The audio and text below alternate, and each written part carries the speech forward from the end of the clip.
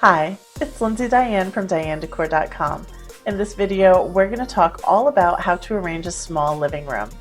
I'll share with you some of the best layout options, the furniture choices that you'll want to make, and I'll share with you some space-saving tips so that your small living room feels larger, airier, and easy to move around in. Let's get started. The first thing that you'll want to do when you're arranging a small living room is you want to choose your seating type. There are generally two different seating types for a living room. Either you're going to have a conversation-based seating or an entertainment-based seating. So a conversation-based seating means that you typically won't have a television in your room. So instead, you're going to orient the seating so that it all faces inward and centered around a coffee table. So this is like a round table seating where you intend to engage in conversation with other people. There will be people at sort of all four corners, angled in for the most part, and this is the conversation-based seating. Alternatively, you have entertainment-based seating, and this is where you have your furniture oriented towards an entertainment center of some type. So your television or projection screen, you are orienting your furniture based off of the entertainment feature, and that's going to be your main focal point, as opposed to the conversation seating where the other people are the focal point and you're arranging that furniture so that you can see the other people. Here with the entertainment-based seating, you are arranging your furniture so that you can see that entertainment device. Either one works perfectly well for a small living room. Just make your preference. If this is a space where you want to be able to watch TV and that's going to be your focal point, just know that when you start choosing your furniture. This is really an important step when you're starting to arrange your living room, because the conversation-based seating is going to be set up in a way where you may need some smaller pieces of furniture to make it work, as opposed to the entertainment-based seating where you're going to sacrifice one wall entirely for that entertainment piece. So for the television, for the projector screen. And so that allows you to have maybe a larger piece of furniture on the opposing wall and two smaller pieces of furniture kind of mingled in there. So once you decide your type of seating, you're going to move on to the next step. Step number 2 is your furniture selection. In both scenarios, you want to choose at least 2 pieces of furniture, even in a small setting. The only exception to this is if you are going to use a U-shaped sectional. Now, the reason why you want multiple pieces of furniture is so that you can have people oriented in another direction and you aren't all sort of front row at the movie theater and you can't talk to one another. You know, you have to turn your head to talk to one another if you just have one full-size sofa. But if you have 2 pieces of furniture, like a full-size sofa and an accent chair, or a full-size sofa and maybe an accent chair and a little ottoman poof, that gives you a much more dynamic layout so that you can still be focused on conversations with other people. You don't have to be totally dependent upon a television entertaining folks, because of course usually people are watching TV and they're chatting and they're eating snacks, and you don't all want to be oriented the same way. It's hard to see people like that. So having multiple pieces of furniture that are angled in different directions is really important. If you have a entertainment-based seating, your options are going to be either a sofa and a love seat and some accent chairs, or you could go with like an L-shaped sectional that will at least give someone the opportunity to sort of turn 90 degrees and look at some other folks in the room.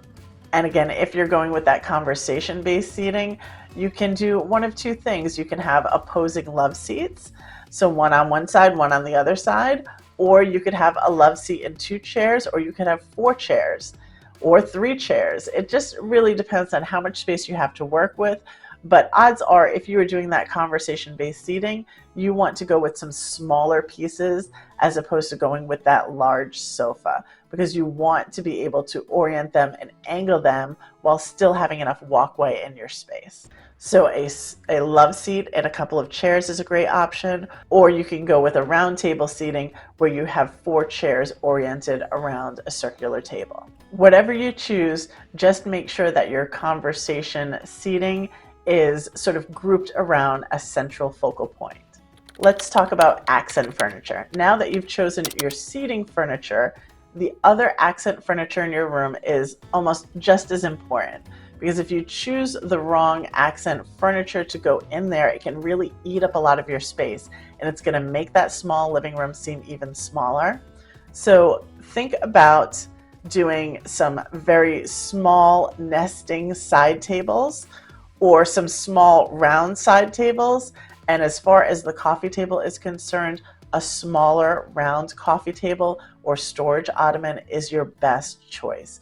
Going with a longer rectangular coffee table is just going to cut off your pathways to be able to walk through that space and to get to additional seating.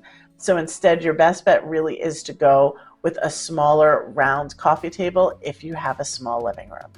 Alternatively, you can forego the coffee table altogether and just go with some small side tables that are next to your seating, and then you can have maybe an extended ottoman so that you can really sort of stretch out. It gives you some additional seating, so it's a piece that you can move around, or you can push it right up to your sofa or love seat and be able to kick your legs up and have that sort of full lounge experience. That's another really great option if you really don't need to have that coffee table right there in front of you. Go ahead and rely on some side tables instead, and then use an oversized ottoman to make your space a little bit more versatile. And the last thing that you want to make sure you do when you are arranging your small living room is to define your zones. Now, if you have a small living room, odds are you have an open space plan.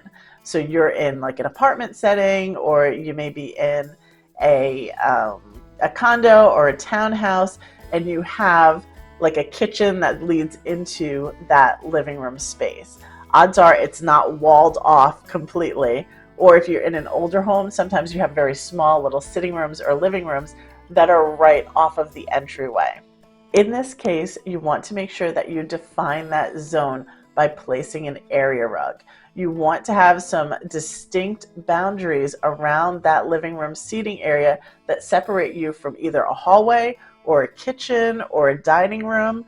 And the best and easiest way to do that is to use an area rug.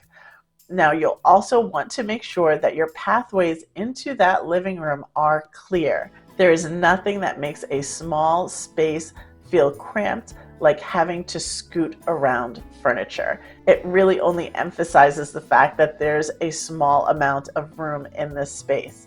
And so by making sure that your pathways are clear and you can have direct through points into the room and to the seating areas, it will go a long, long way to making that space feel a little bit more spacious.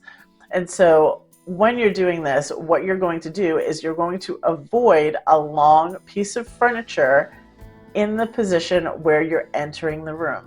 So if you're walking from the kitchen into the living room, you do not want to walk right into the back of a sofa.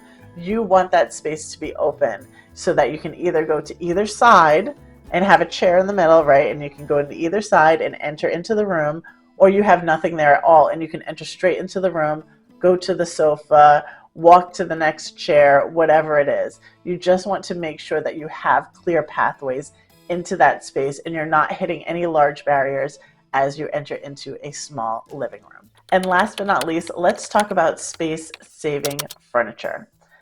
Things like floating entertainment centers, floating wall shelves, open-legged chairs, storage ottomans, and nesting tables are all excellent options when you want to save on space in a room. So for instance, your nesting tables, you may stack 2 or 3 and they all kind of compact together when they're stored away. But if you need those extra tables to do homework or jot down notes or have a snack for multiple people, you can pull them out and you have that functionality without it taking up a ton of space.